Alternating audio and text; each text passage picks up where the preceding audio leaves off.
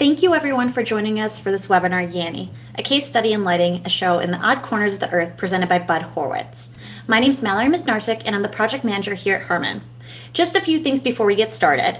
Everyone on the call is muted to keep down noise levels during this webinar. However, there is a Q&A function where you can submit questions to the presenter and I'll try to answer as many as possible at the end. This webinar will also be recorded and a link will be made available a few days after this presentation. We do have a number of other webinars taking place over the next few months for audio, lighting, video, and control. We encourage you to take a look at the different webinars and our Learning Sessions workshop series on pro.harman.com, as well as visiting Harman Professional Training to see our many on-demand and certification courses that are available to you for free. And now I'd like to introduce you to Bud, the presenter for today's webinar. Bud is a lighting designer and lighting director who has spent the last 40 years lighting shows and events worldwide. Some of the artists he has toured with include Devo, Kenny Rogers, John Mellencamp, Styx, Natalie Cole, Stevie Wonder, Carrie Underwood, Bette Midler, Brian Setzer, and Yanni. And now I'll pass it over to you, Bud. Good morning, good afternoon, or good evening, everybody, depending on where in the world you are. I'm really quite humbled to see people from all over the world coming in to watch this. So again, my name is Bud Horowitz. I'm Yanni's lighting designer, and we do shows pretty much everywhere in the world. I've done about 40 years of touring, corporate and special event work, some television. I started working with Yanni in 1997. At that time, Yanni had just finished doing shows in India and China at the Taj Mahal in Forbidden City. And for a new tour, he hired Peter Morse as the lighting designer. Peter called me in terms of lighting director. And then I worked on that show with Peter's design from 1997 till I believe 2005. It was a fairly large arena show. And in 2008, Yanni did a show with vocalists as the primary focus for the first time. Neither Peter or I did design that show. But they called me in 2010 and asked me to redesign the show so that the show could fit in theaters, smaller than an arena rig, and also with the purpose of being able to take the show a lot more internationally. And to that effect, they cut back the size of the orchestra to make it more manageable. And we started doing shows all over the world. And what did I have to think about in doing that? Well, I had to design a system that fit into most US theaters and also would translate into international venues. The international venues were going to range from small theaters to stadiums, basically. So it had to be a system that was small enough to be intimate in theaters and fit, but also big enough so that it would look large and have a presence doing arenas. I pretty much stayed with straight trusses because in playing theaters, if you have other than straight trusses, you get into all sorts of issues with being able to fly pipes and masking in and out. And it just makes it a lot easier and faster when you're doing one-nighters, especially in the US touring. And I tried to keep the system to a fairly small amount of types of fixtures because of some of the places we play, there just isn't that much different equipment available. And I wanted to try to keep this manageable. And the point is to, no matter where we are and what available equipment I have, to make that show look fairly consistent, not necessarily with exactly the same looks, but with more of the same feel. And since I program the show and carry a show with me, this show is really a lot about timing. And I kept the fixture selection, as I said, pretty generic. I was looking for a hard edge light, a wash fixture, an LED fixture to wash the orchestra with, some beam lights, some large format LED fixtures for effects, and some LED battens for the backdrop. And our plot has really transitioned a little bit in the last 10 years. Originally I was using park hands for orchestra washes, and I really found that the amount of time taken in hanging those every day and focusing them was problematic, especially in some of the international stuff. And Yanni's show at this point is between 12 and 16 musicians on stage. Yanni, one vocalist, and the rest all playing musical instruments. There are very, very few vocals. In fact, I think there's one song that's primarily vocal and some background vocals on another song. So all of my cueing is really based off the music. And I can't tell you how many hours I have just spent listening to songs to try to learn them, because I'm not by profession a musician. I can't read music. And Yanni's music can be really complex. Some of the time signatures come from classical, from jazz, from rock and roll, and they can change during a song. The show runs for 2 to 2.5 hours, and it's very, very timing sensitive.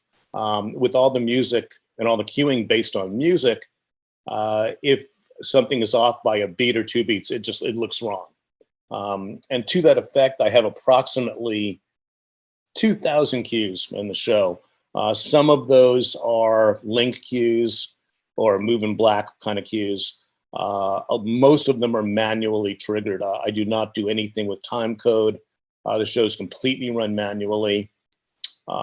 We do generate time code on stage, and we've talked about triggering, but with going to having different rigs pretty much every day, to try to go and readjust timing for different kinds of fixtures would be really problematic. I just don't have that time on a day-to-day basis.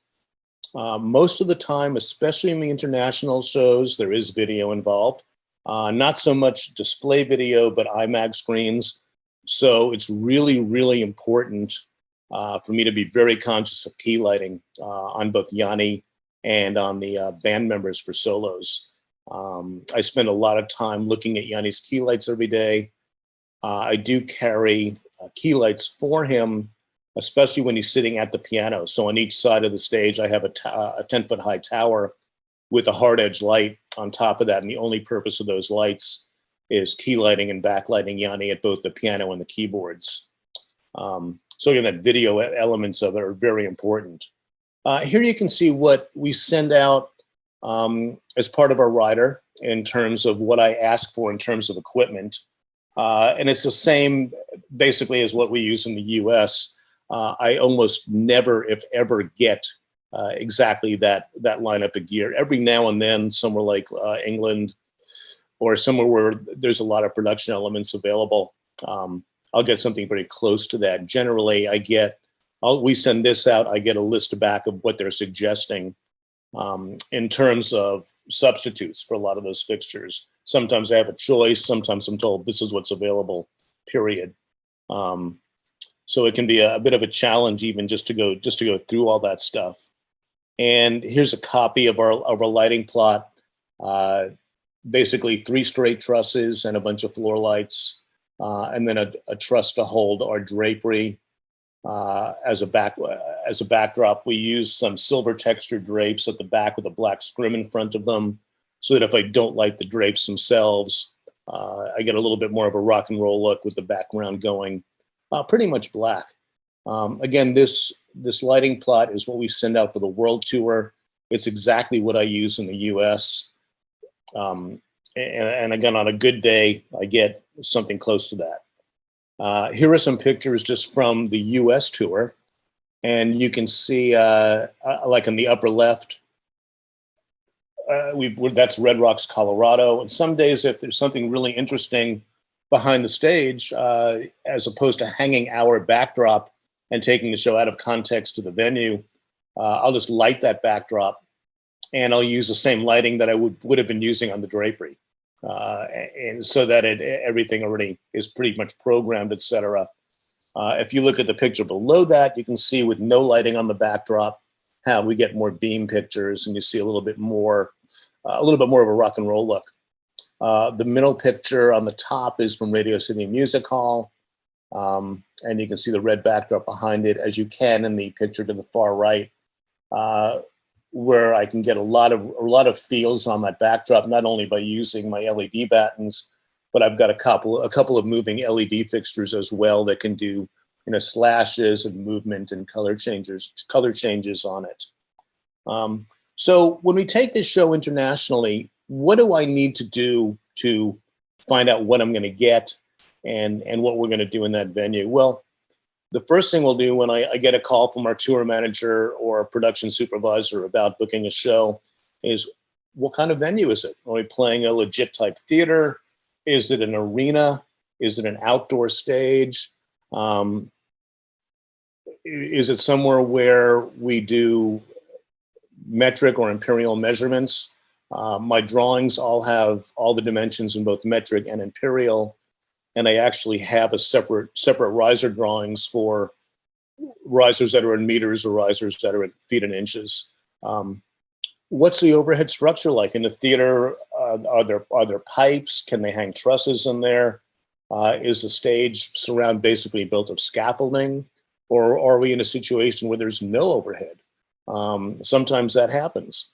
I also look at the site layout for outdoors. Where's the stage sited?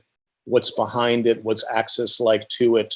And are there any drawings available? If it's a theater, is there a CAD drawing? Sometimes I get actual CAD drawings, rarely. Sometimes I get PDFs, which is more usual.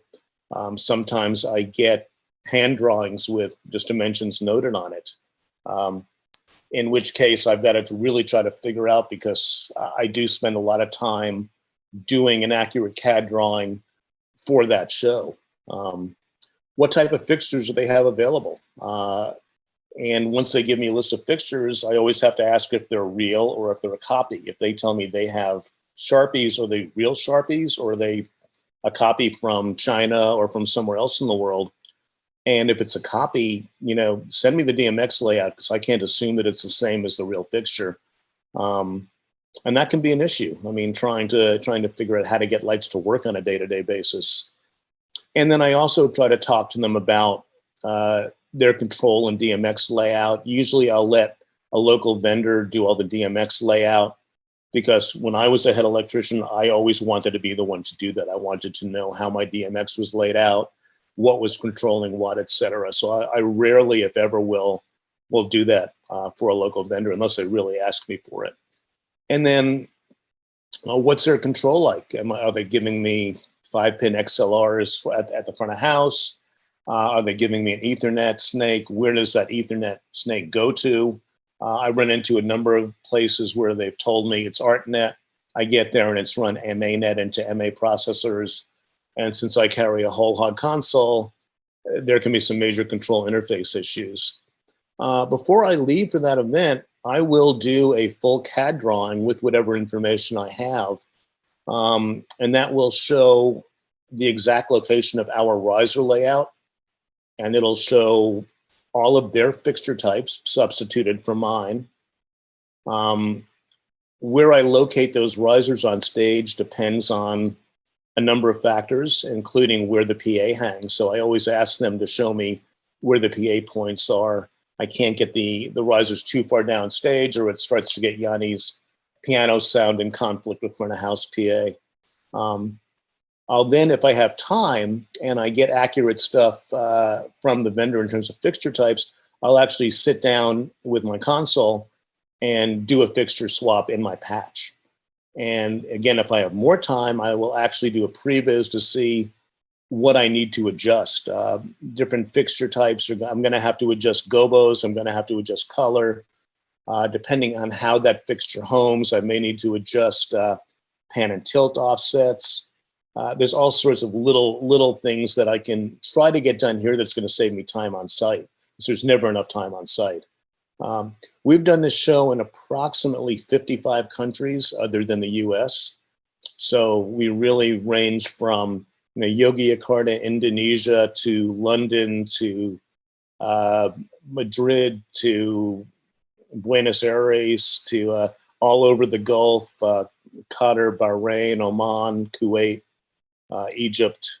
So it's a real interesting day to day. Every day is very different, and certainly every venue is very different. What do we carry with us? Well, I carry my front of house lighting consoles. We own some older now Hog 3 consoles. I keep trying to swap those out for Hog 4s. It's just a cost factor, and we own 2 full sets of everything. We carry all our front of house audio consoles. We carry all of our backline, including a grand piano. We carry all the wardrobe. We carry chairs and music stands because we found those to be a real issue getting anything to match in a lot of theaters. We carry a full monitor system. There are no wedges on stage. All of the band and Yanni are on ear monitors. And the orchestra actually has little Avion mixers so they can adjust their own levels and mixes. And then we carry backdrops. We carry a black scrim and some textured silver drapes that hang upstage of the black scrim. All of our gear for any one set fits in a 40-foot sea container. We have 2 of those. Generally, one of them lives in Los Angeles and one of them lives in Rotterdam. And the reason we have 2 sets is because the cost of trying to air freight that much equipment, if we don't have time to travel it other ways between venues, is prohibitively expensive. It was cheaper to actually buy a second set of everything and have it available than it was if we had a show, say, in South America and a show 2 weeks later in, or in Europe. The cost of air freighting that stuff is just crazy.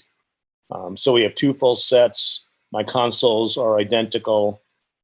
Whenever they are back in the U.S., I try to go do maintenance on them, make sure everything's up to date, etc. What types of lighting systems do I encounter? Well, there's a lot of them. My favorite ones and the easiest ones, I guess, are when it's a system that's based on the lighting plot I sent them. So we're playing a theater, we're playing an arena. Basically, it's my 3-truss plus a scenic truss system. That's certainly the easiest for me to deal with. This really all I'm doing then is swapping fixture types and touching up my focuses and color, etc. And that's assuming that the fixture types that they have are ones that I have profiles for and that are real ones, not copies of someone else's fixtures.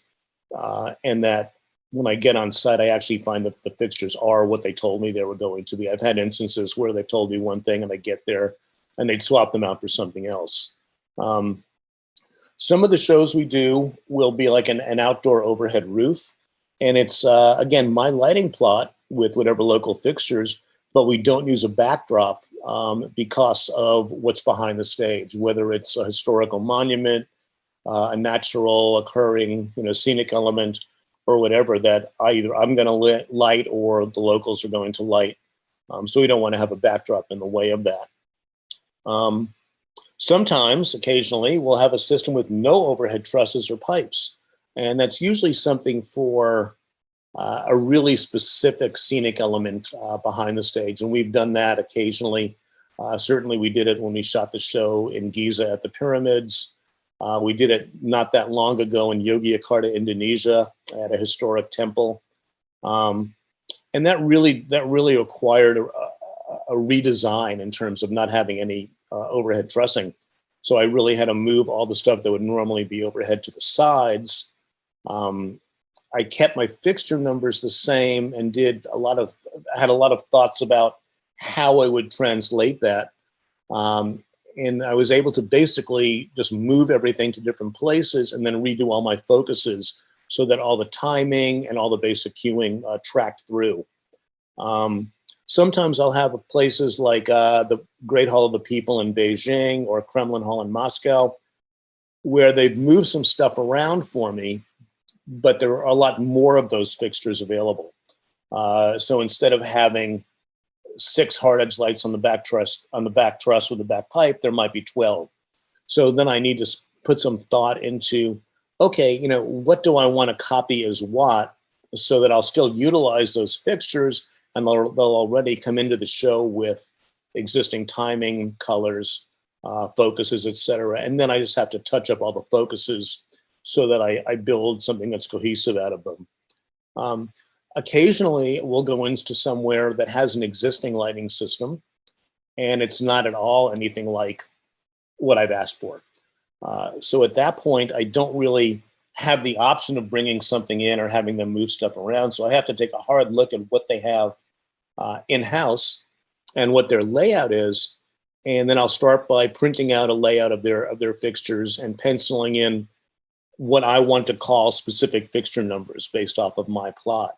And then I'll see what else there is and see what I want to copy as those or replicate as those fixtures and again, try to make it work where I'm really just making it all work by adjusting my focuses, because all of the color and everything should already be in there. It's very time intensive to do that. It's really difficult to do without doing previs. Sometimes I don't have that option. Sometimes I just have the day of the show to make that. So I really try to put a lot of thought into how I do that and how I reconfigure everything in my show. And here's a couple of pictures. These are from Sharjah, a beautiful new amphitheater in Sharjah, which is right next to Dubai, United Arab Emirates. This is an example of an overhead roof, my lighting plot with no backdrop. And you can see why right across the water there's a beautifully lit mosque. And that became, sort of a focal point. In a situation like this, you can see that ring of lights way in the background on the floor. They had offered me those lights to add a little more depth, which I took them up on. And what I did was I just substituted those lights in my patch for what normally would be lighting my backdrop. So I had already had the color in there, et cetera, and it was more a matter of adjustment than adding new stuff. I really didn't have to add a lot of new things or reprogram too much in the show. Here's another example of that. I'm sorry about the quality of the pictures. This was for a video shoot in Puerto Rico in front of the El Morro Fort, which is a national park. So there were all sorts of issues dealing with access to things, and I actually put fixtures up on the wall of the fort, which took a lot of dealing with bureaucracy to be able to do. This one was particularly difficult only because the weather was so poor. And every afternoon, as soon as it started to get dark enough for me to program and focus, the wind and the rain would pick up and they'd have to bring the roof structure down to head height. I think I had maybe 2 hours of on-site programming. This was, I think, a 14 camera shoot for PBS. So it was amplified, the difficulty. I did add quite a few fixtures to light the wall of the fort, to light off the top of the fort, etc. I think I ended up, the night before a rehearsal that we shot, I took my console to my hotel room and basically programmed from there with that. I didn't have any previs at that time. In addition to that, I think a number of the fixtures were being used for a show in the arena, and they didn't get there until I think 11 o'clock at night, 2 nights before the show. And of course, once they did show up, there was a lock on the door of the truck that nobody had a key to.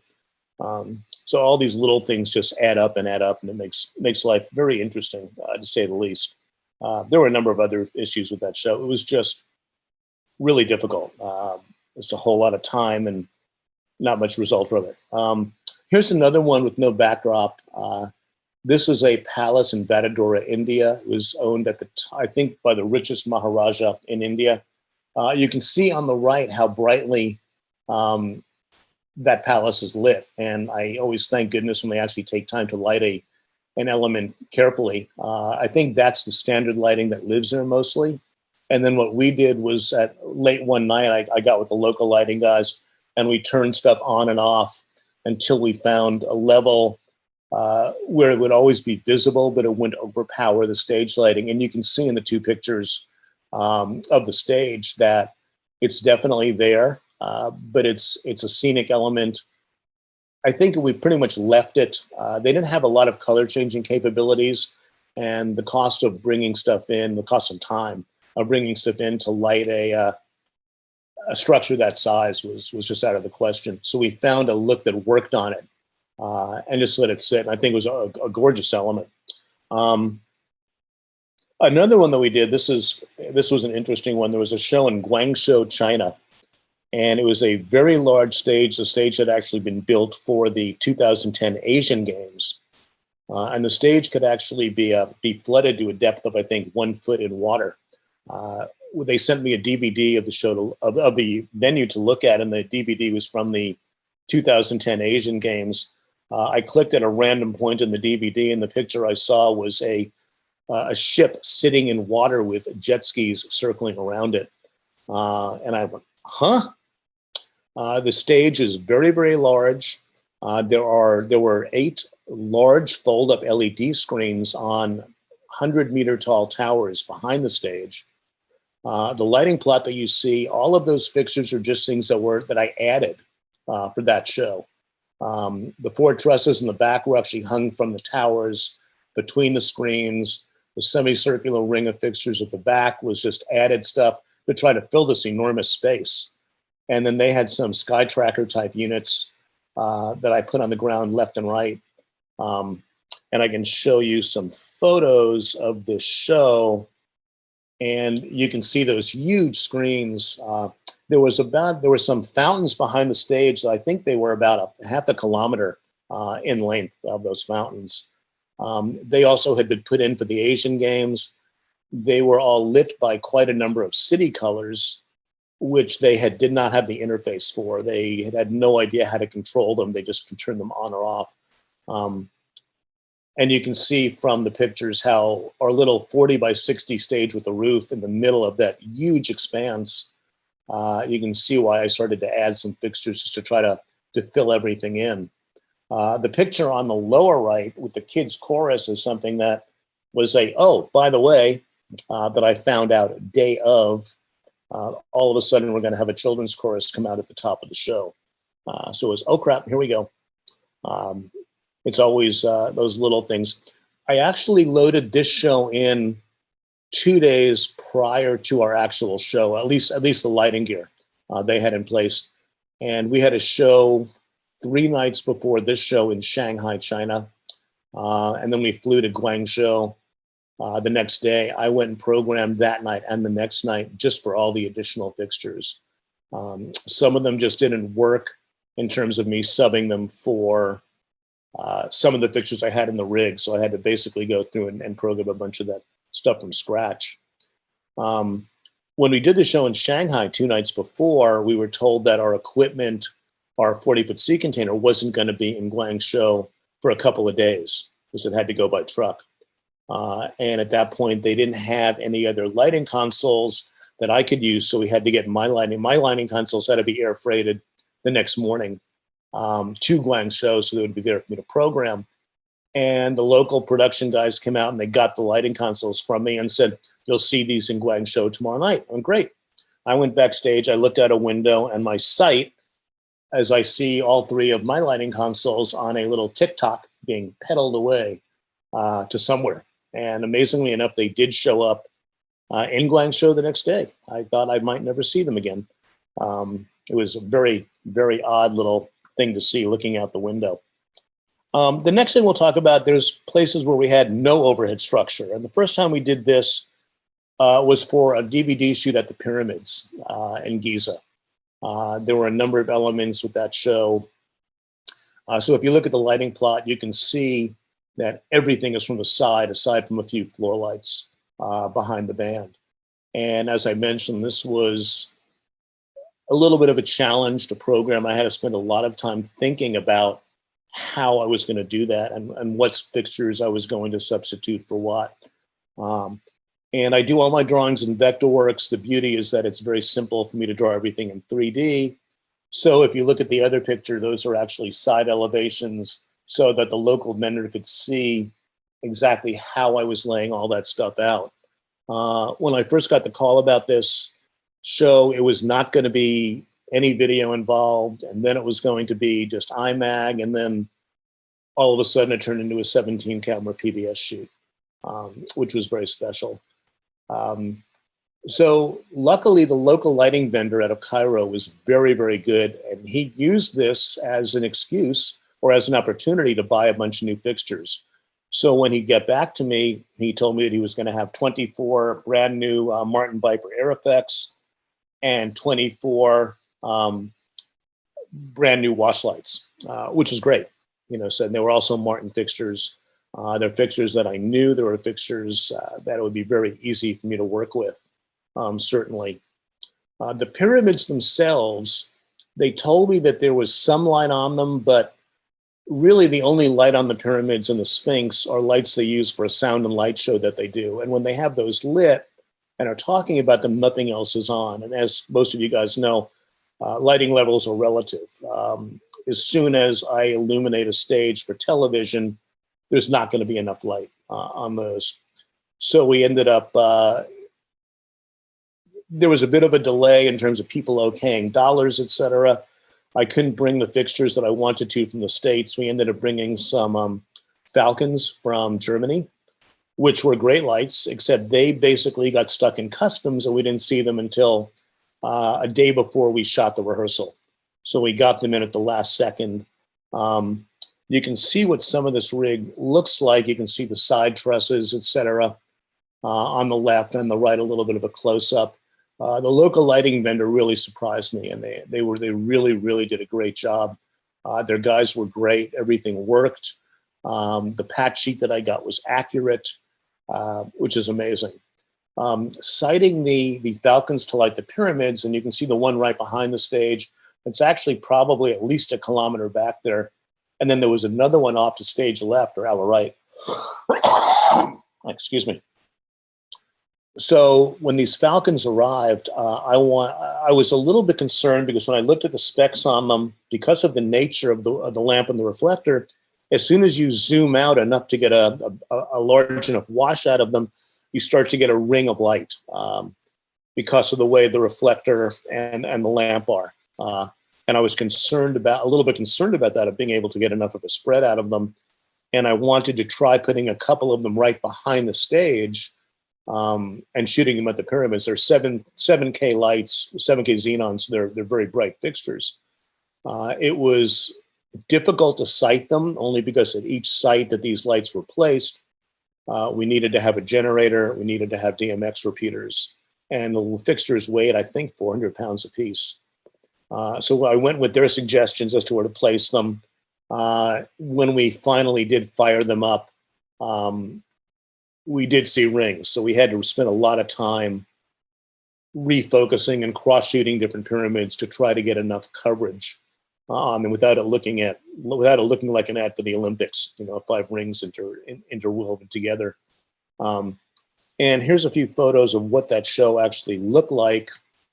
You can see the lighting we ended up on the pyramids was actually more even than I expected. I did have a couple of nights, I think, of programming the rig, and I did do a lot of previs on this. So all of the pyramids were all lit with the Falcons, the Sphinx. I actually had I think I had some Roby points or something along those lines on the floor behind the band that I was able to spin around and get the Sphinx. All of the pyrotechnics on that show, the fireworks, were actually done by the Egyptian military because nobody in the private sector is allowed to have explosives. They actually did a pretty good job. They actually did listen to the music, and they did pretty well. I mean, the timing on the fireworks was pretty good. One of the interesting things about the site there, when you stood behind the stage and looked out toward the Sphinx, there was a large open area, and there were a lot of dogs running around the area. And one day I was sitting back behind the stage on a coffee break, talking with a couple of my crew members, and we look over and we see a dog walk out in this open area and start wandering around. Well, this dog ended up, and we actually have a picture of it, walking out to the middle of this. And if you look at the close-up on the right, there's a coffee can sitting out in the middle of this open area. And this dog actually walked around for about 20 minutes, went over to the coffee can and pooped in the coffee can. I've never seen anything else like that in my life. It was quite amusing. And somebody actually thought to get a picture of it. Another area or another place that we did a similar rig to this one was at the Prambanan Temple in Yogyakarta, Indonesia. And this is a temple dating back to, I believe, a long time ago. I don't remember the exact date, but it's an ancient Hindu temple. And again, it was another similar thing where we did side truss structures. The structures, because of available equipment, were actually different. I basically told the vendor what I wanted to do. They sent me some drawings of the structure. I laid those into a lighting plot. And as you can see on the right, because of the fact that I do everything in 3D, it's very easy for me to generate drawings. I think our production team wanted to see some 3D drawings of what the structure would look like around the stage. So it's relatively simple to do that if I'm careful in the way I draw the show. Um, and again, it was really finding out what they had available and making that gear work for my show. Um, I added, I think, 8 beam fixtures on the back corners of the stage that I was going to replicate some of my other beam fixtures on the ground. However, I was told that I didn't need to worry about lighting the temple itself because it was well lit. Well, the lighting for it basically consisted of some 1,000-watt floodlights a couple of 100 feet away. So it really didn't do that much in relation to the stage. You can see a picture here of what it looks like. You can see the lighting rig. You can see the temple towers behind the stage. Luckily, I had added some beam fixtures on the floor. I ended up having to spin those around in order to light the temple. I thought about duplicating the color in those from my normal cyc lights. I ended up not doing that and just keeping them lit in white. I just thought it made a great backdrop. This show actually was not as difficult as it could have been. Again, I'm actually getting pretty constantly amazed at the quality of what I'm getting around the world, both in terms of the gear and the crews. It used to be I would either get great gear and a crew that didn't have a clue because they really didn't do that many shows on the scale, or I'd get great gear, or I'd get crappy gear and a great crew who's used to making that crappy gear work. And if I had my choice, I'd much rather have the crappy gear and a good crew because at least stuff works. I'll get into that a little bit more later. Another example, and sorry about the quality of this picture. This was the People's Hall in Beijing, which is where the Chinese Communist Party does all of their events and meetings. They don't do that many shows there. They reconfigured their system for me a little bit. When I first talked to them through a translator, of course, I was told that their trusses in the air could move to wherever I want them. So I, of course, went and did a drawing showing the ideal position of the trusses for me. And I got an email back saying, well, they can move wherever you want them as long as they don't move more than 1 meter, which really didn't help me much. So they basically reconfigured and rehung some of their stuff. There were a lot of additional fixtures. So instead of having, 1 pipe or 2 pipes with 24 orchestral wash lights, I had 3 pipes with more fixtures. I had more hard edge lights. So I basically sat down and went through again and reconfigured and thought out, what I could best duplicate to make that lighting plot work. What compounded the difficulty in this show was that these were all Chinese manufactured fixtures. Some of them I just couldn't find a correct profile for anywhere on any of the high-end sites. I look at fixture share online. I looked all over the place for something that was similar that I could adapt. That's difficult at best of times, especially when you don't have a fixture in front of you. I think the biggest problem I had was all of their front of house fixtures, of which they have a lot, and they had more than enough for me to do what I needed to do. We built a fixture for them. I got on site and I got no level out of them. So I spent half of my first day just trying to get those to work. And that really becomes an issue. I mean, I just don't have the time to do that kind of stuff. And unfortunately, with the age of my consoles, their manufacturer no longer supports building new fixture profiles. They pretty much made it so you can only get that done for their newer consoles. Unfortunate, but I've gotten much better at building and modifying fixtures than I used to be. The next one I'm going to show you, this is a venue. It's the old Roman amphitheater in Carthage, Tunisia. It does not have any traditional lighting positions. There's a couple of side trusses and a couple of levels of stuff at the back. So they sent me a drawing, which was pretty rough, of what positions they had available and a list of their fixtures.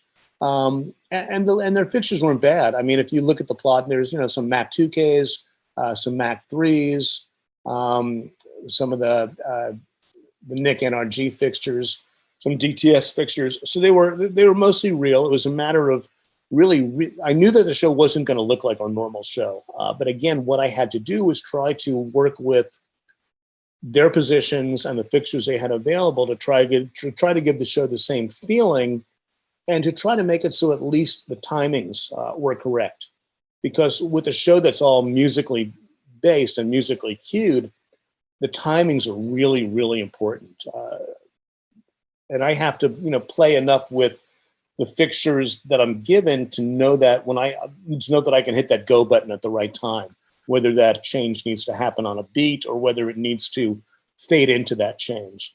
And I was actually quite happy with the way it came out. Here's a couple of photos. So it's a really different looking show for Yanni, but I was quite happy with the look and the feel.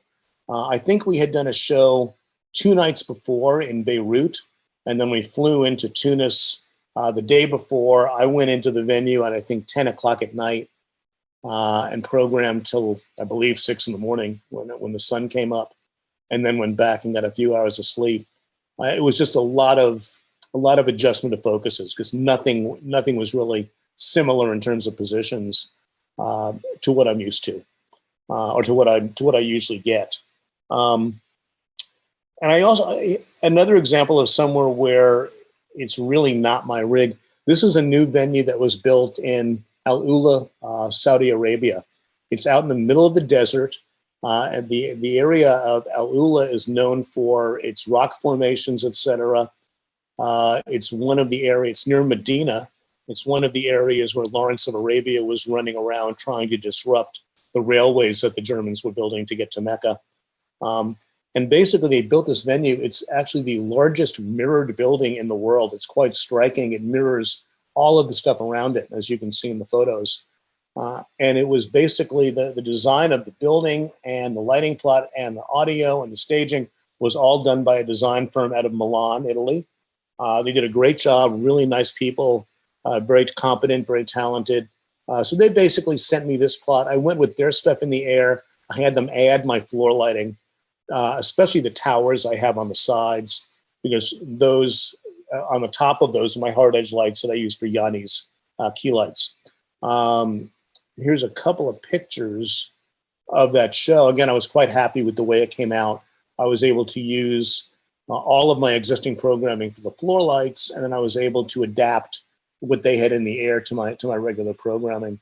What you can't really see in these pictures is behind the stage is all glass, and outside are these huge rock formations. Unfortunately, the contrast on those you can't really see. The rock formations, I kept those lit in one color, just to have a feel and the depth of it back there. Here's a couple more pictures of shows that we did in different places.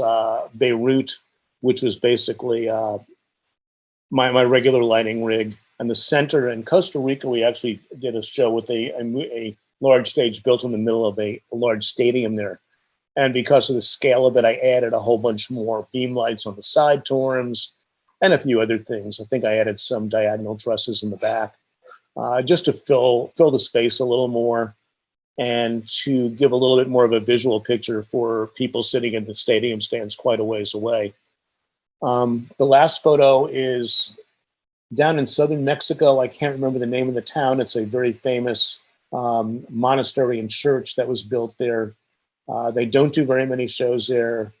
And again, it was a local lighting vendor that did a great job. It was a pretty cool feeling place only because of all the architectural lighting that the local guys had done around the perimeter, et cetera. So it was pretty cool. It was another one that was pretty fun to do. And then this was the last show that we did. This was March 15th, before pretty much the world shut down. This was possibly the last arena show in the world. I mean, this was in the arena, in the Mexico City arena. We had a few shows scheduled after this. We came home the next day. So I don't know of any other large-scale shows that were done in the world pretty much following that. What do I do? What do I think of on a day-to-day basis? First of all, I need to go in and patch all my gear, or patch the local lighting gear, and make sure that all the fixtures work, make sure my profiles are correct. God knows how many times I've gotten there to using a profile for Sharpies, and I get there and I patch it, and the fixtures start flipping out because, oh no, these use 18 channels instead of 16 channels. So I've got to go in and either put in a different profile or modify the one I have. My first step, once I have everything working, is to do all of my basic focuses, all my wash focuses, all my beam focuses. And I then look at all of Yanni's key lights, basically his front light and his back light at the piano. I do the same thing for the band, using all my hard edge lights from the front truss to do all my band key lights. And then I'll try to step through the show and I'll look at all the timings and colors and gobos and make sure all that stuff tracking through from my usual show. I'll take a look at the local follow spots. How bright are they? How many of them do I need to use on Yanni, et cetera? Can I get away with putting color correction in them? And then I'll take a look at the local video setup, because they'll usually do IMAG. What kind of cameras are they using? What do they want to white balance at? So what will I adjust both my follow spots and all my key lights to in terms of color temperatures? And then I'll go back and I'll meet the local video director and the shader. Most important to me is the shader, because he's going to be the one setting the white balance and adjusting both levels and contrast and colors, of what's going to the screen. So it's really important for he and I to be on the same page in terms of what we're doing. Usually one of our guys will go and sit with the local video director during the show. He'll talk to the cameras before the show. He'll tell them what kind of shots we're looking for. Sometimes that works out great. Sometimes the local video director just decides that, they want to do their show, and it gets a little frustrating for some of our guys. What kind of problems do I have on a day-to-day basis? Well, I have follow spots that are terrible. I have operators that don't speak English, which is fine as long as I have a translator to do that. The translators that are usually provided sometimes are translators they get from companies that do translating for business. That doesn't at all equate to what we do. They don't understand the terminology. Usually, if that's the situation, I'll just deal with the lighting guys directly. There are certain terminologies in lighting that are universal: DMX, profile, fixtures, universe, or something that most of them understand. And I'm running into very few places where the lighting crew speaks no English. Sometimes the fixtures I get are not what they told me I was going to get, or the profiles I have are incorrect or unavailable. That just eats time like crazy, or they give me a patch sheet that doesn't really equate to what's in the air because somebody made a mistake, or the equipment doesn't work. They'll tell me everything was tested. I'll plug it in and I can't get stuff to work properly.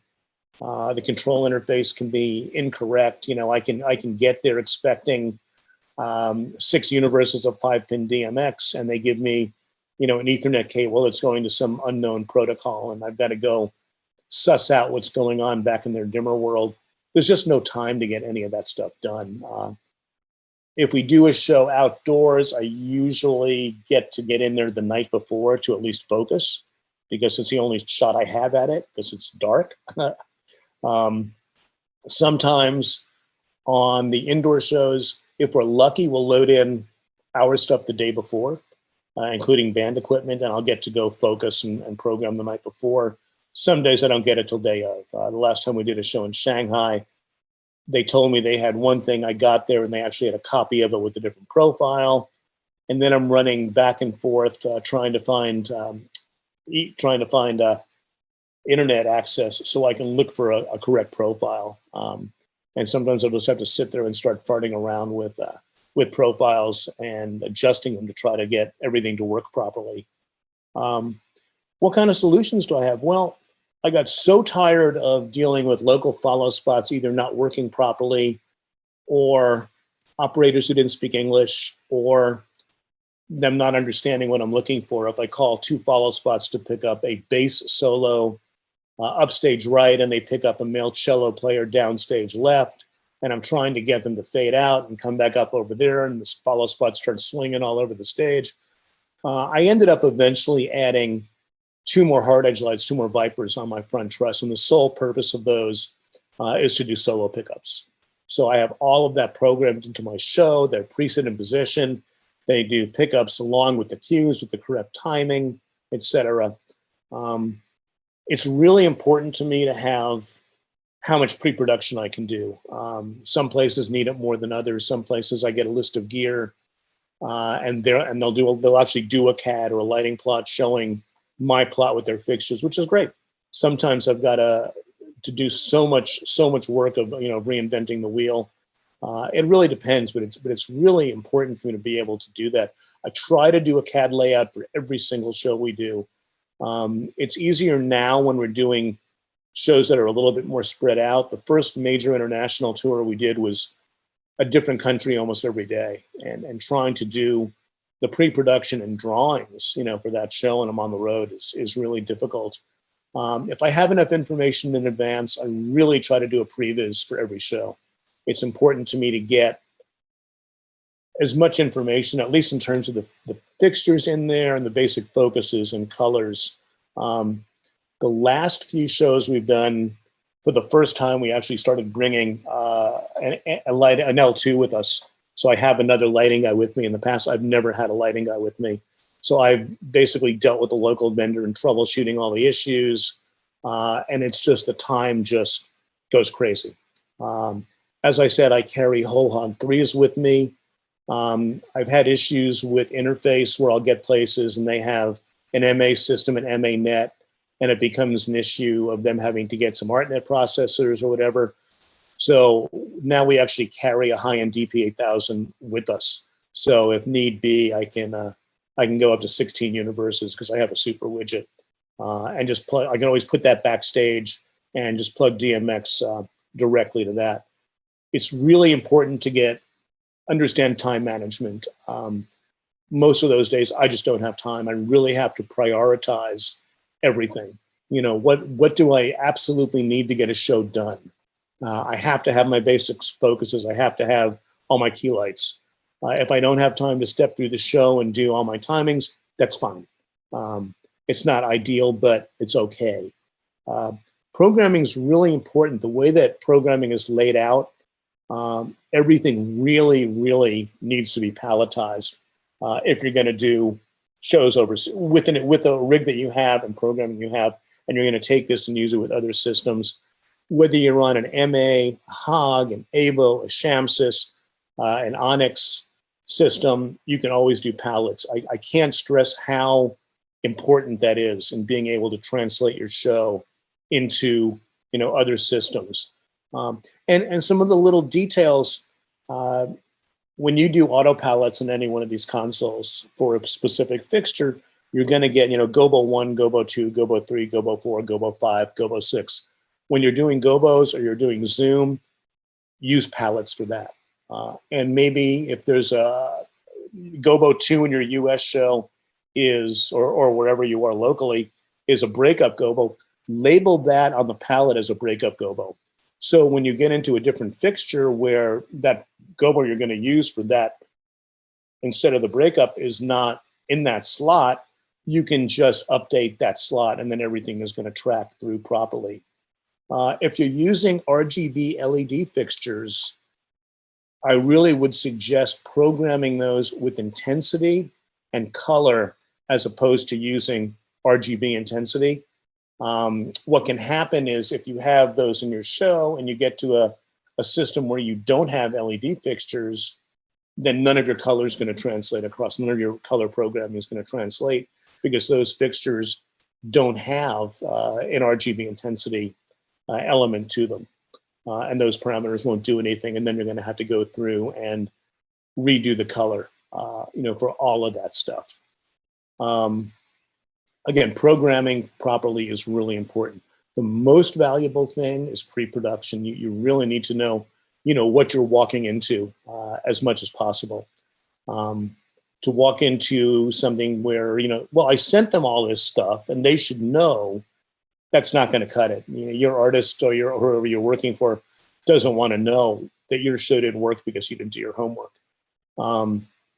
It just eliminates so many problems to do the pre-production and to do the CAD drawings, because the graphic representation is the same in any language. When I send a drawing to Egypt, or I send that to Lebanon, or I send that to Buenos Aires, they can look at the drawing and they're going to get it. or at least something close to it, or at least enough to ask questions. I find the best representation I have of how smoothly a show is going to go, or how smoothly a setup's going to go, is the kind of questions I get asked. I can usually look at the questions I get asked and know how much they really looked at the information and how experienced these people may be. So communication's really key. Again, I get involved from the time a show is booked. The pre-production work is really done. Our production manager really deals with things like dressing rooms and catering and transportation, and our tour manager deals with hotels and all of that stuff. The other person I work with on the production-related stuff, stage production, is our production supervisor, who's also one of our audio guys, Anthony Stabile. And really, whenever I will deal with the staging and the risers and that layout, how that stuff is sited on stage, all of the lighting and truss structure. Anthony will look at the PA specs. I'll work with him because I need to know where the PA is going to hang. Where I locate risers and piano really is it's one of the primary elements to determine where that stuff goes, is where the PA is. When you do shows in theaters in the U.S., the first thing I look at in the morning is where are your PA points, because that's going to determine where our 0-0 is, which will determine where trusses get rigged, where the risers start, etc. So overall, it's really an exciting thing to be able to go do shows in some of the places we do. It's really a challenge. I've really learned a lot about working with this stuff, about some of the programming tricks, etc. That's really it. I mean, I really think I've covered as much as I wanted to cover. If anybody has questions other than what you can ask now, please feel free to email me. I'll be happy to answer anything I can. And I'd like to thank Martin Harmon and Laura and Mallory and Brad and Heather for doing this series, which I think is great. I'm a watcher of this series as well as a participant, and I've learned a lot and will continue to. You got some great people doing stuff, and it's great for people to be able to take advantage of learning from some of us who do a lot of this all the time. Thank you, Bud. This was a great presentation. So we do have some questions if you have time. Sure, please. Perfect. The first one is, it seems often your shows are recorded, video productions. How much does this influence your design choices? I pay a lot more attention to video. Even when we do the shows on our iMag, we always record them. So I know that Yanni's and his management is going to be looking at those later on. So I always pay a lot of attention to video.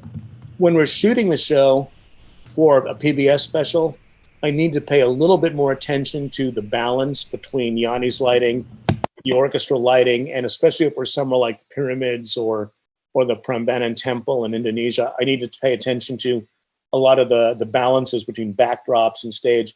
In a live show, I would be more concerned about how people see it and what it is to the eye. And the majority of the IMAG shots that we're going to see are more close-ups. We're not going to show that many wide shots of the stage if it's just IMAG, because somebody sitting in the audience can see that without the video screen. So it's really more about paying more attention to balances, to lighting the audience. I'll probably light the audience more if we're taping it for a PBS special or whatever. And it's really more about knowing what the camera's going to see than just what the eye sees. Perfect. The next question is, for Yanni, are there preferred or banned colors? There are no banned colors. There are really no preferred colors. I've really been pretty much left up to my determination as to colors for songs. I don't remember Yanni really ever coming to me, especially since we started doing these shows in theaters and stuff, and saying he didn't like a specific color or something. When we were doing shows in arenas years ago, he was a little bit more hands-on in terms of looking at everything and listening. I think he trusts us, which after 20 odd years, you would hope so. So I really don't, there are no band colors. I really get not that much input from him in terms of color. The input I got from him, or the things he notices, are more timings during songs, especially on solo pickups, and especially when he'll notice if I fade out too quickly at the end of a solo. A lot of times, if we'll go from one solo to another, I will put a delay on the fade out of the prior soloist light, so that it really lingers for a moment, so Yanni can gesture to them or they can get applause even while the next solo starts. So colors really are pretty much me, and I can't tell you how I decide what color works with the song. Most of the time, I'll listen to music, and colors pop into my head. In fact, I've said to Yanni, you see color and hear music. I hear music and see color. Sometimes I don't know. Sometimes I can listen to a song and not know what it needs to look like. Sometimes it pops right into my head. When it doesn't, I'll sit there with previs and just listen to the music and just play with focuses and colors until something clicks. Sometimes it takes a long time. Great. The next question is, how much of your lighting crew travels with you versus using local crews? Until very recently, none of my lighting crew traveled with me. I did everything pretty much myself on site. When we did the pyramids, I brought somebody with me, which was great because we had such a late start with lighting the pyramids themselves. I was able to give him control of the pyramid lighting on a separate console. And recently, we started bringing the guy who's my head elect on my U.S. tours from Delicate, Spencer Smythe, now comes with us usually. It saves me so much time because a lot of times I'll be out at the console and have issues with fixtures, and I've got to run backstage and find the local guys and get them to look at stuff. And all of a sudden a half hour is gone out of my day. So recently we started carrying somebody. In the past we never have, and it's made for a lot of rather hectic days for me. Hopefully those are gone. Great. The next question is, you have delivered so many breathtaking shows in the most unusual locations in the world. There must be different challenges every day with logistics and language. So how do you keep your cool and maintain the show must go on mentality? Maybe less coffee, more green tea? More coffee. It really depends. As I said, time management is the big thing. What I've gotten really good at is assessing what the issues are going to be beforehand. I can usually tell, and again, I can't stress enough pre-production. I usually know beforehand where the problems are going to be, or at least I'm able to deal with things that I know are going to be issues before I get there, because stuff always comes up on site. It never fails, any of these shows. So if at least I've dealt with things or thought out things that I knew were going to be issues, it'll leave me some more time to deal with things on site. Long ago, I get very nervous, and I get not nervous so much as just, I have so many things to do at the same time. And it becomes just all about priorities. What do I absolutely have to have? When do I need to stop dealing with that so that I have time to deal with the essentials? I don't yell very much. I think there was only one show on all these international shows. It was a total train wreck where I was yelling at locals. It was in Istanbul, and the local vendors just didn't know. Nothing was patched right. Nothing was cabled right. What they brought me was not what they were supposed to bring me. And I started yelling. And even as it was by showtime, I had some orchestral washes and I think 5 moving lights working. Luckily, my orchestral washes that day were pars, so we can always figure out something to make those work. I really don't get upset, I don't think, as much anymore. And a lot of it is again, I've dealt with this so much that I've really learned how to prioritize. And having somebody now travel with us really helps me immensely, because he'll just go deal. He knows the show. He knows me. He knows, is able to absorb local gear quite well. So that helps a lot. Perfect. The next question is, do you ever completely rebuild your console file based on evolving program styles or new techniques you learn along the way? Every now and then when I have time, there's a lot of things that I take mental and written notes on that are things I want to change that I can't really do on a one-off, especially if I've got that one-off with locally provided gear. I program everything new in the show based on my U.S. touring rig, and then so if I know we're doing a show in Madrid and I have the list of local gear and I know there's a new song, I'll program that new song first on the US rig so I have it there. And that way, when I translate it across to different fixture types, I'm not losing any of my original programming, etc. Every now and then, I will flush out my console and reload software and reload my show. And every now and then, I have little projects, as I mentioned about the RGB intensity thing with LED fixtures. I had a lot of stuff programmed with RGB intensity. And when I had a couple of weeks at home, I have one console that lives at my house, and I'll actually sit here with Previs, and I went through the show and reprogrammed all of that stuff to intensity and color, so that I have that next time I have to deal with fixtures that don't do RGB intensities. So I try to do that. I can't really do anything new software-wise because my consoles are old, and there is not now and never will be any new software for them. If I ever get to upgrade my consoles that we tour with to newer versions of my consoles, then I probably will spend quite a bit of time at home taking advantage of some of the new programming stuff that I can do on them that I can't do on mine.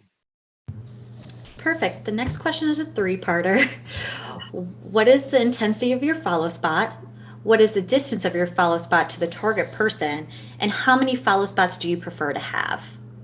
Okay, well, the distance really depends day to day. If I'm doing a stadium, those spots might be really far away. If I'm doing an arena, I would say the distance in an arena is probably 200 to 300 feet. In a theater, it might be a lot closer, it might be 100 foot.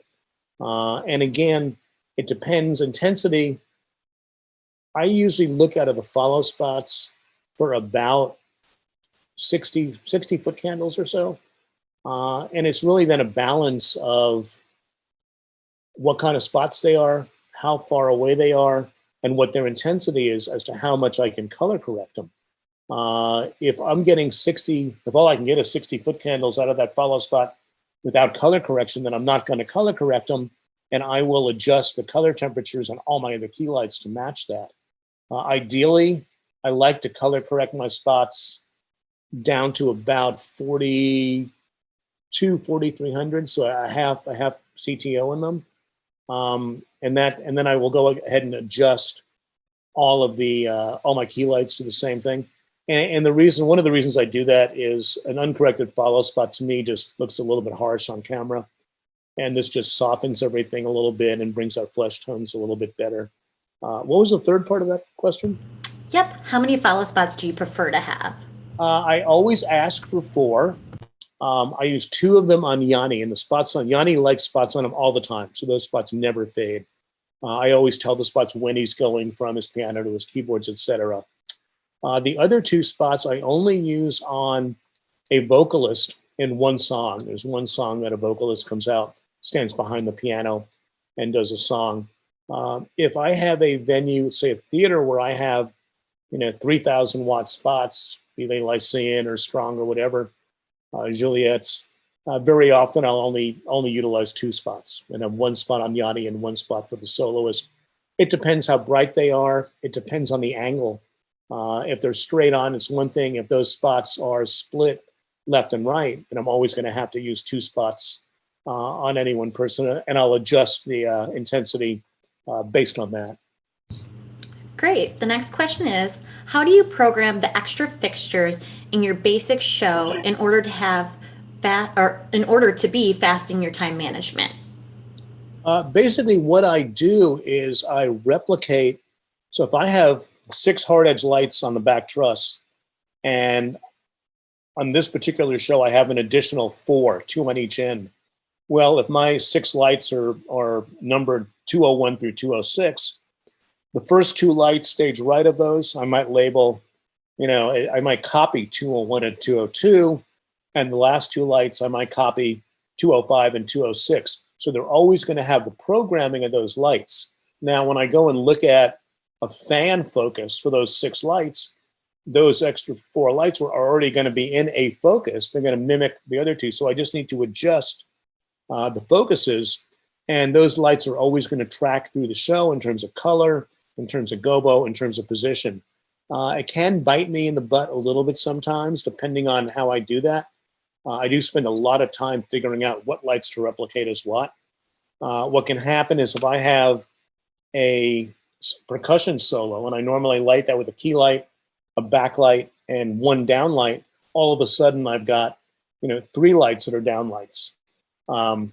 So I need to go step through the show and try to fix that. If I don't have time to, it's not the end of the world. But that's why I said once I get everything patched, everything working, I step through the show cue by cue and look at everything. Sometimes I have to adjust timing because a VL3000 is going to move at a different speed than a Viper. It's going to have a different gobo load. The colors, although they might be the same CMY mix, might be a little bit different. So again, with palettes, I can speed that up tremendously just by updating my palettes. Great. So the next question is, so many foreign locations. What's your favorite front of house snack? What's my favorite front of house snack? I have a chronic cough, so I always have cough drops out front. I tend not to eat during the show because I keep my microphone on a lot, and I think it's really obnoxious to have chewing on headset, as Brad can attest to. So when I'm programming, it's hard to say. I like having jelly beans out there sometimes. I drink a lot of water. I try not to drink too much because Yanni's show is 2.5 hours long and I'm getting old. So 2.5 hours and a lot of water doesn't necessarily mix very well. I really don't eat during the show. Programming, it depends what's available, I guess. I tend to just start shoveling stuff in my mouth if it's too easily available out there. Great. The next question is, what previs programs do you use? What preset or what previs? Yeah. Oh, okay.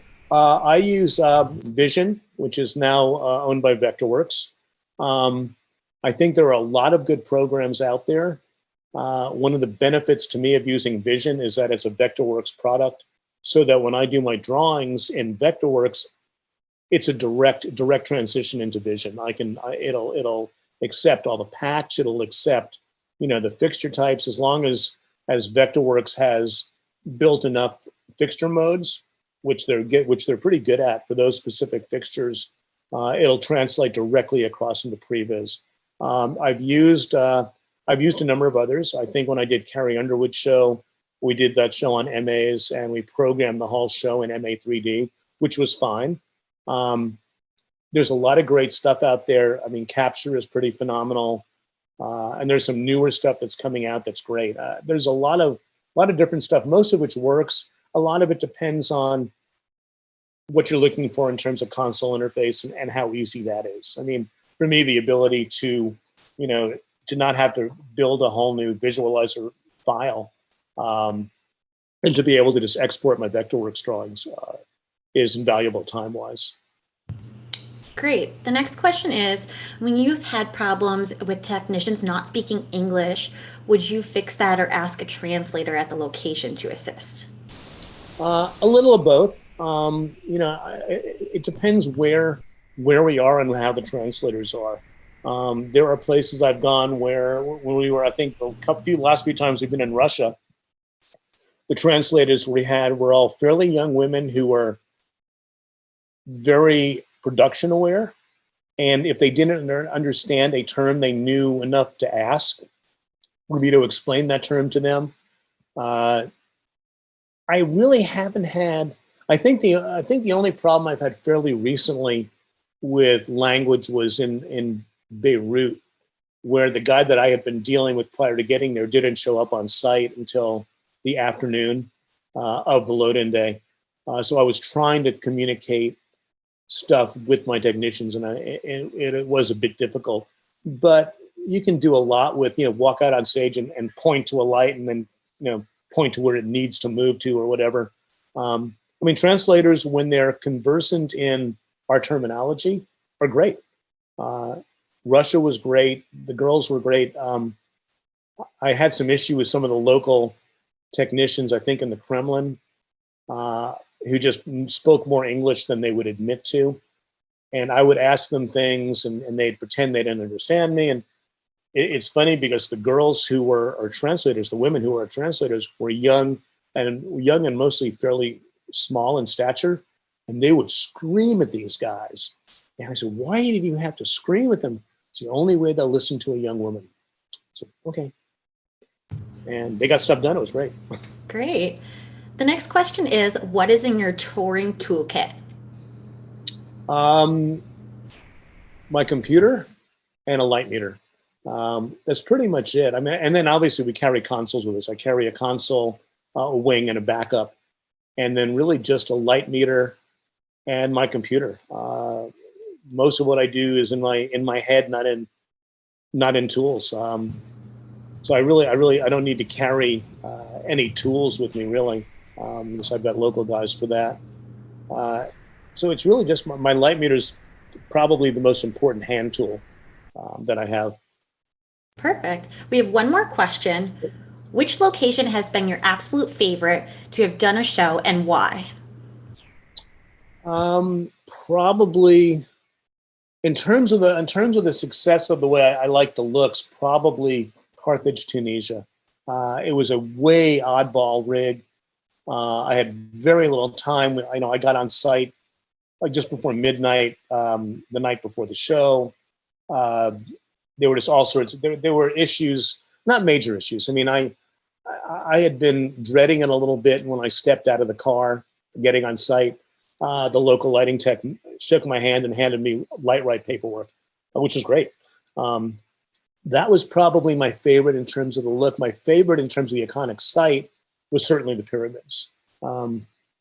As tough as that show was and as time consuming, when you're standing there at 2 a.m. and staring at a console, and then all of a sudden you stop and look up, and there's the Great Pyramids and the Sphinx. It's pretty mind blowing. Of course, when I stood at the lighting console and turned around, 50 feet behind me was a Pizza Hut and a Kentucky Fried Chicken. So there was that. Great. It looks like we have one more question come in. Sure. What color temperature for camera balance do you prefer for good skin tone for Yanni? I usually go down to about 4,300 Kelvin. I find that compliments him. He tends to like looking pretty rosy. And I have to go talk to the video guys all the time who, try to paint that really a little bit starker than we would like. And again, it depends on the day. I mean, if I have follow spots that once I throw correction into them have very little light coming out of them, well, then I've got to adjust the color temperature. And it depends on the cameras. I mean, some cameras really locally, especially on days when we have high-end consumer cameras as opposed to professional cameras, some of those cameras are just going to do better at uncorrected at 5,600. I think Yanni looks best at around 4,300 Kelvin. Great. So a couple more came in. So the next one is, what f-stop do you prefer to work with on camera? Boy, again, it depends on a lot of things. I think around a 5.6 or so is a good f-stop.